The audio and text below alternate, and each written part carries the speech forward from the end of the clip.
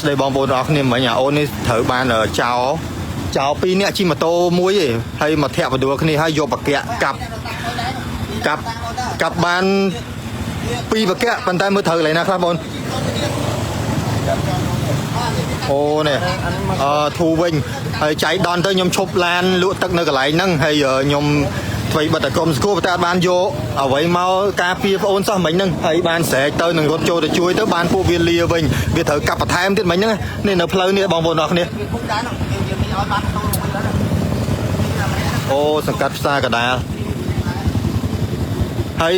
ខ្ញុំទទួលតំណែងបានពីបងប្រជាពលរដ្ឋថាអត់មានអ្នកណាអើពើទេផ្លូវហ្នឹងឲ្យតែមានអ្នកកាប់ប្លន់ម្នាក់ធ្វើមិនដឹងទាំងអស់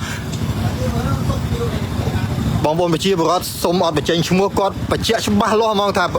បលីក៏អត់អើពើប្រជាពលរដ្ឋហ្នឹងក៏អង្គុយធ្វើមិនដឹងអើពើដែរអញ្ចឹងអាស្រុកទេសនេះបើសិនជាវាថោដល់ថ្នាក់នេះហើយកុំសង្ឃឹមថាមានទឹកស្អាតខ្ញុំស្នើទៅស្ថាប័នព្រះមហាក្សត្រអត់ឲ្យជួសជុលអាទឹកស្អាតហ្នឹងទាំងអស់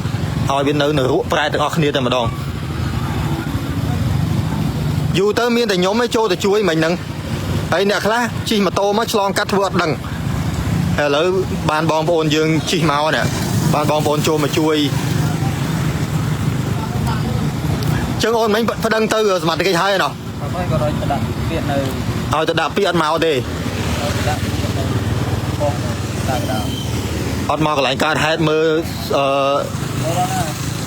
យកកសោបច្ច័យអីណោះ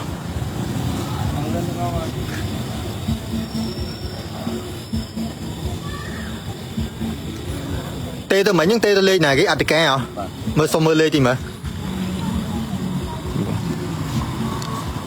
ខាងអតិកាធឿនអូអញ្ចឹងបងប្អូនទាំងអស់គ្នាជិះម៉ូតូជិះឡានអីប្រយ័ត្នប្រយែងទាំងអស់គ្នាព្រោះអសុវត្ថិភាពសម្បើមអញ្ចឹងយប់ហ្នឹងខ្ញុំត្រូវបញ្ចេញឡានសារ៉ែនម៉ូតូសារ៉ែនល្បាតនៅសង្កាត់ផ្សារកដាលទៀតហើយទាំងអស់គ្នាត្រូវដឹងណាមិននិយាយឲ្យត្រង់ហ្មងបើសិនជាមានករណីចោលប្លន់ជួយគ្នាចេញមកជួយគ្នាវាឈប់ប្លន់ហើយបើសិនជាចរិតដូចចោលទាំងអស់គ្នាមកសង្កាត់ហើយ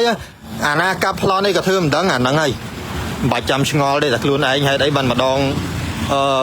ចោលប្លន់នេះម្ដងចោលប្លន់នោះតាមពិតទៅនឹងមកពីខ្លួនឯងនេះវាគ្រប់ត្រូលចោលហើយទៅហើយប្លន់ដែលថ្នាក់នេះហើយធ្វើមិនដឹងទាំងអស់នេះសូមអ្នកធ្វើមិនដឹងឲ្យបងប្អូនខាងម៉ាសានោះគ្នាស្រីគ្នាឃើញដែរគ្នាជួយអត់កើតហើយម៉ួយទឹកខ្ញុំសុទ្ធតែអ្នកចេញមកជួយណាហើយ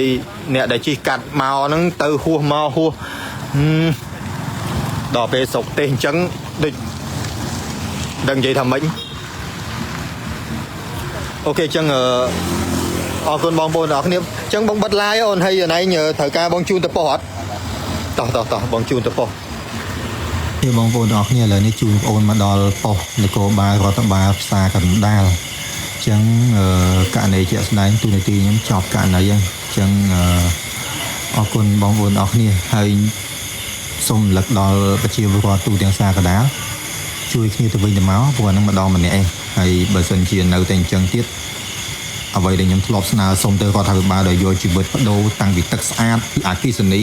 និងសុខភាពសាធារណៈទាំងអស់ខ្ញុំនឹង cancel ចោលទាំងអស់ឲ្យបងប្អូនរស់ដូចនៅរੂទាំងអស់គ្នាវិញហើយចុងខែខ្ញុំនឹងត្រឡប់ទៅភ្នំពេញបាទអញ្ចឹងសង្ឃឹមថាបងប្អូនទាំងអស់គ្នាជួយគ្នាទៅវិញទៅមកបាទអរគុណមានប៉ុណ្ណឹងអញ្ចឹងបងទៅណាអូនបាទអរគុណហើយបានផ្ដាំផ្ញើទៅបងមេប៉ុស្តិ៍ដែរហ្នឹងមិញបងមេប៉ុស្តិ៍មែនទេហើយគាត់ទទួលអស់ហើយអរគុណអញ្ចឹងអូខេសួស្តីបងប្អូនទាំងអស់គ្នាឥឡូវហ្នឹង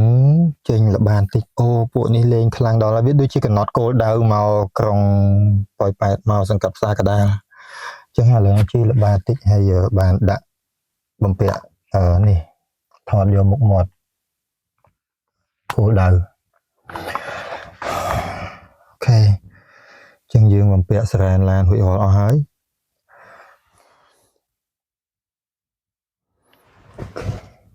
នៅខាងក្រោយអូខេតោះ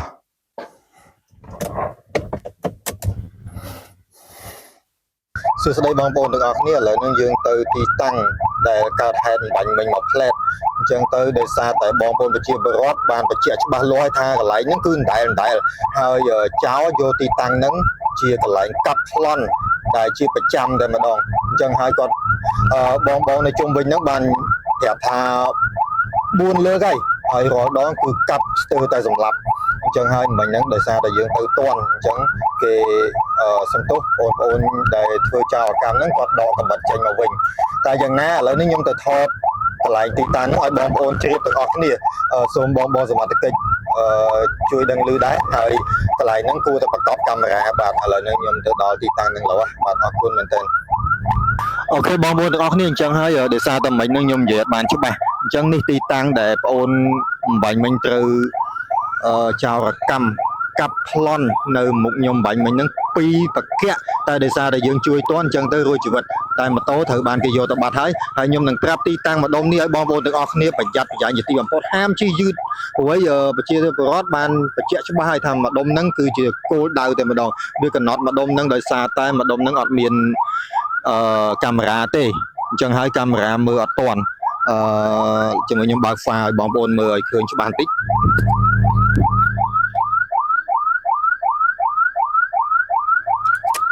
អូខេអញ្ចឹងកំណាត់ផ្លូវហ្នឹងគឺពីសានគោមកតម្រង់ទៅទីណាចេះតម្រង់ទៅផ្លូវតំណក់ទឹកដែលផ្លូវបំបែកទៅពេលសមាគមហើយទៅខាងមុខបន្តិចគឺមានស្តង់អេតចាយបាទហ្នឹងហើយស្តង់អេតចាយហើយកន្លែងហ្នឹងគឺដដែលដែលគេកាប់ប្លន់ហ្នឹងអញ្ចឹងហើយបងប្អូនទាំងអស់គ្នាត្រូវតែប្រយ័ត្នប្រយែងជាទីបំផុតគឺនៅកន្លែងហ្នឹងអញ្ចឹងអត់អីទេមានប៉ុណ្្នឹងហើយសូមបងសមត្ថកិច្ចចាំបាច់ជាទីបំផុតបងសមត្ថកិច្ចអាចបង្កប់កាមេរ៉ានៅកន្លែងនេះបានដែលយើងឃើញថាដដែលមិនចប់មិនហើយសង្ឃឹមថាបងសមត្ថកិច្ចផ្ដើមចេញពីបងសមត្ថកិច្ចហើយបើសិនជាប្រជាពលរដ្ឋគាត់នៅតែធ្វើមិនដឹងមិនលឺជាមួយចោរកម្មដែលឃើញថាបងប្អូនយើងទាំងអស់គ្នាត្រូវចោលប្លន់ប៉ុន្តែម្នាក់ជិះធ្វើមិនដឹងហើយអាហ្នឹងគឺចោលវាកើនអញ្ចឹងបានជាយន្តការរបស់ RT3 ចាប់ផ្ដើមដំបូងគឺរៀបចំដាក់ឡានលក់ទឹកសុទ្ធដែលជាផ្នែកមួយនៃការល្បាតនៃយន្តការក្រុមសង្គ្រោះ RT3 ដែលជាឈ្មោះពេញហ្នឹងគឺក្រុមប្រតិកម្មរហ័សនិងសុវត្ថិភាពសាធារណៈ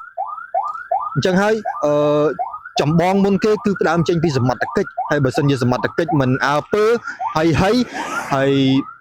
បងប្អូនប្រជាពលរដ្ឋគាត់បាក់ទឹកចិត្តដល់ពេលគាត់បាក់ទឹកចិត្តអាណាប្លន់ទៅឲ្យតែមិនប្លន់អញធ្វើមិនដឹងអញ្ចឹងអាហ្នឹងសំខាន់មែនទែនសូមឲ្យបងទាំងអស់គ្នាចូលរួមជួយគ្នាព្រោះការងារដែលខ្ញុំកំពុងធ្វើនេះក្រៅពីបើកសារ៉ែនគឺជាការងារប្រជាពលរដ្ឋទាំងអស់ខ្ញុំអត់មានសិទ្ធិអនុវត្តច្បាប់អ្វីទាំងអស់អញ្ចឹងហើយសូមឲ្យបងប្អូនប្រជាពលរដ្ឋទាំងអស់គ្នាដឹងថាការងារដែលខ្ញុំកំពុងធ្វើគឺការងាររបស់បងប្អូនទេ